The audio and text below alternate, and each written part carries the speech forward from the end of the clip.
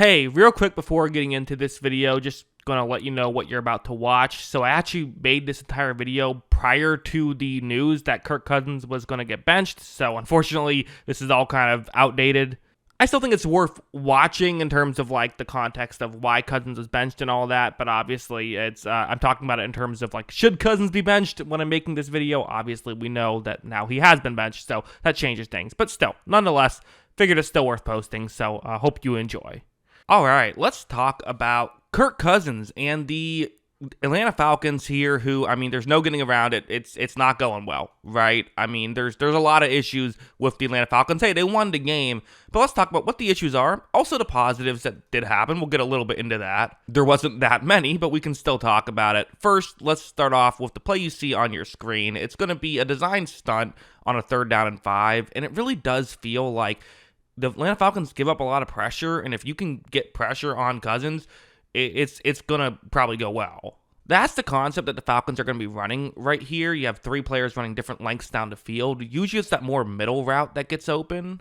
Watch. As you see, Cousins is going to take the snap. He looks over right here, and there's pressure, and the play just isn't really open just yet. It's taking longer to develop, and it's kind of the thing where at this point, there's nothing you can do, right? If you have, say, a more mobile quarterback like, I don't know, Michael Penix, maybe he can buy an extra half second and get this play to work. Here, the play is just over. Cousins ends up getting sacked, which was a bad sack. That took them out of field goal range. They had to punt instead, so also not ideal. You'd like to see him get rid of the football. So yeah, not great there. There was a positive. It's a 2nd down and 10 right here. It's going to be a zone coverage play. And, you know, hey, you broke the streak, right? Obviously, Cousins had that long streak of 4 straight games without a passing touchdown, although there were some rushing touchdowns. Not by him, but by the team. On this one, it's a one-on-one matchup, and it's going to be a double move. And it's a great play by Drake London. Drake London is a really good player. Like, every time I watch Falcons tape, I'm just very impressed with him.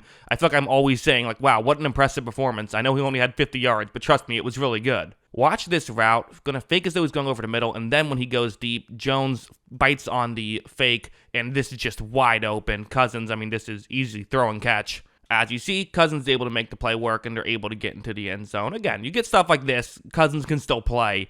But yeah, there were just issues in this game. Some issues that weren't even really haven't really been issues all season long.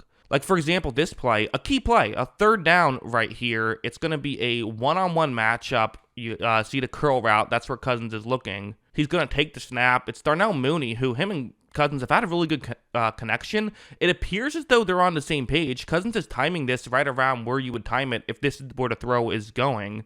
Except it goes a little bit shallower. Now, it is possible Cousins thought Mooney was cutting a little bit earlier than he did, because Mooney does run a couple yards past the 1st down marker. Maybe Cousins thought he was stopping right at the 1st down marker. That's totally possible. Either way, though, not quite on the same page, and this isn't an issue they've been doing all season. It's an issue now, though. Something like this, though, is an issue that's been plaguing them all season, really. Turnovers. I mean, Cousins usually, I wouldn't say like amazing at protecting the football, but usually all right at protecting the football, right? He's had his fair share of double-digit turnover seasons, but usually is kind of lower double-digit. He does have a career high already, 16 interceptions, and still has 3 games left to go. This play, it's this route going over the middle. Cousins takes the snap, and you see right here, I mean, I just don't know what he's doing here. This isn't open. And this is the weird thing of Cousins, right? Is that, okay, the fact that his arm doesn't seem to have the same zip on it that we're used to, that's kind of understandable, right? I mean, you expect there to be a little bit of a, you know, he's getting older, coming off a major injury. It kind of makes sense. But I mean, this play, I mean, that's just a bad decision. So Cousins he just has to be better at it, you know, better at this type of stuff. He just does. Now, I want to go over here, like, okay, Cousins is getting crushed. The Falcons around him have to be a little better too, though. Like, this play, it's a zone coverage concept. You have multiple setup routes, and then you have a receiver Raymond McLeod who's going to be trying to get into a gap in coverage. As you see, this play works really well. Offensive line blocks, they get the concept going. Hey, we finally got something going down the field here. You know, about to have this completion. Except McLeod just drops the football right there. So even when you get plays working, then the Atlanta Falcons are letting Cousins down on top of it. So yeah, it's just very messy is the best way to describe it. A lot of these plays are just messy. this one is definitely a messy play. It's, a 15-3 game in this odd score. You see Kirk Cousins getting ready to take the snap, and it's just a misfire. I mean, Cousins does what he can to corral it and go down, but now you've essentially just given them a free sack, and the drive is over. They weren't able to overcome that because they can't really throw the ball down the field because they can't block long enough to do that. So, yeah, that's an issue. I think this play was honestly pretty telling. So it's a 3rd down and 10, and you're in field goal range, which, by the way, the Younghoe Koo thing is just unfortunate. Like, he's clearly banged up, and now you have to wonder if there's a mental thing because he's been missing field goals. Like, is he continuing to do it?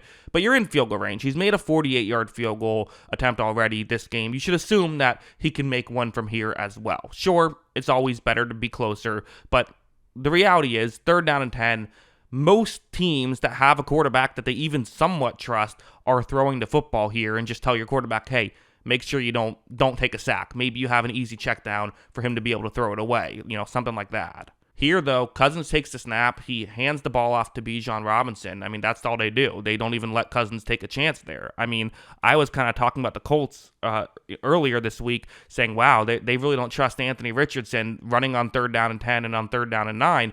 But both of those plays worked. Jonathan Taylor got the first down on both of those 2 plays. Here, this was just essentially a punt right here. They gave up on it. Of course, to make matters worse, Younghoe Koo missed the field goal after this, so they couldn't even get the 3 points that they thought they were guaranteed to get. It's just, I mean, you want to blame the coaching staff, but you kind of get it too. And even this play, so again, 3rd down and 6, you're a play away from winning the game. And I know that, it's gone horribly. A win still is a win. You want to see your team, if you're a Falcons fan, I assume, make the playoffs. So, I remember when I'm a Tampa Bay fan. I remember Brady's last year. We all knew we weren't going to do anything once we got there. I still wanted to see it happen. So, you're rooting for your team to make the playoffs. Make this play here and you have a chance.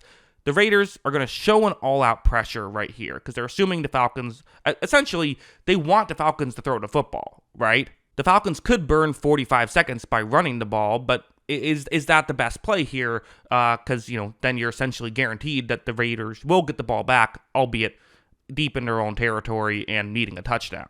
But if this is an all-out pressure, what's a route that could beat this pressure? Well, that route, right? Quick over the middle, no one's really there. Absolutely could work, get you to first down, and a pretty high chance of being completed. Cousins takes the snap, but the Raiders are ready for this. They have a couple players dropping back into coverage, and if this is a young player, I'm kind of saying, it is what it is. Good concept. It fools you. This is not a young player, and this is not that crazy of a concept. Brian Flores does this 15 times a game. It's something you do.